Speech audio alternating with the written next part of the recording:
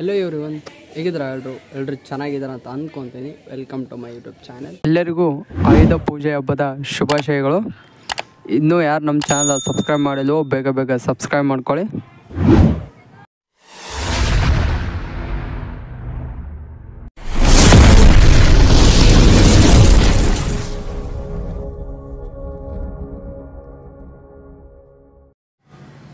Once again ಎಲ್ಲರಿಗೂ ಆಯುಧ ಪೂಜೆ ಹಬ್ಬದ ಹಾರ್ದಿಕ ಶುಭಾಶಯಗಳು. ಇವತ್ತು ನಮ್ಮ ಮನೆಯಲ್ಲಿ ಆಯುಧ ಪೂಜೆ ಹಬ್ಬವನ್ನು ಆಚರಿಸಿದ್ದೀವಿ. ನೋಡಿ, ಇವೆರಡೇ ಇಟ್ಟಿರೋದು ನಾವು. ಸಿಂಪಲಾಗಿ ಮಾಡಿದ್ದೀವಿ ಅಷ್ಟೇ.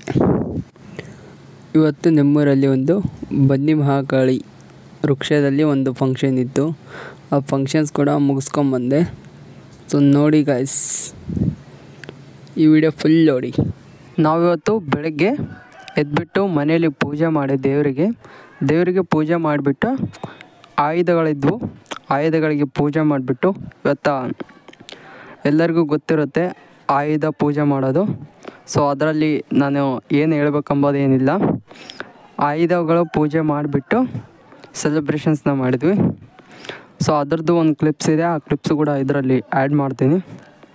ಆಯುಧ ಪೂಜೆ ಅಂದರೆ ದಸರಾ ಹಬ್ಬದಲ್ಲಿ 9 ನವರಾತ್ರಿಯಲ್ಲಿ 9 ದುರ್ಗಾ ದೇವಿಯ ಅವತಾರ ಏನಿರುತ್ತೆ, ಆ ಅವತಾರಗಳು ರಾಕ್ಷಸರ ವಿರುದ್ಧ ಹೋರಾಡಿ ವಿಜಯ ಗಳಿಸಿದ ಆದಮೇಲೆ ಎಲ್ಲ ಆಯುಧಗಳನ್ನಿಟ್ಟು ಪೂಜೆ ಮಾಡ್ತಾರೆ.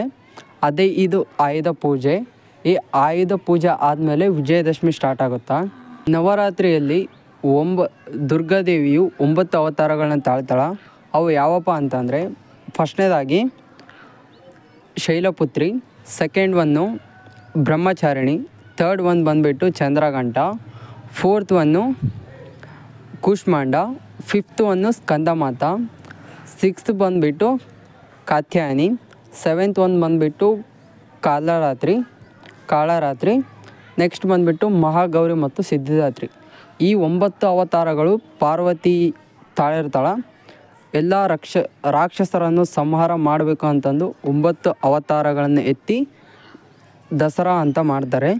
ಈ ನವರಾತ್ರಿಯಲ್ಲಿ 9 ಅವತಾರಗಳನ್ನು ಎತ್ತಿ ರಾಕ್ಷಸರ ವಿರುದ್ಧ ಹೋರಾಡಿ ವಿಜಯವನ್ನು ಗಳಿಸ್ತಾರೆ. ಅದೇ ಈ ಆಯುಧ ಪೂಜೆ ಮತ್ತು ದಸರಾ ಹಬ್ಬ ಅನ್ನೋದು.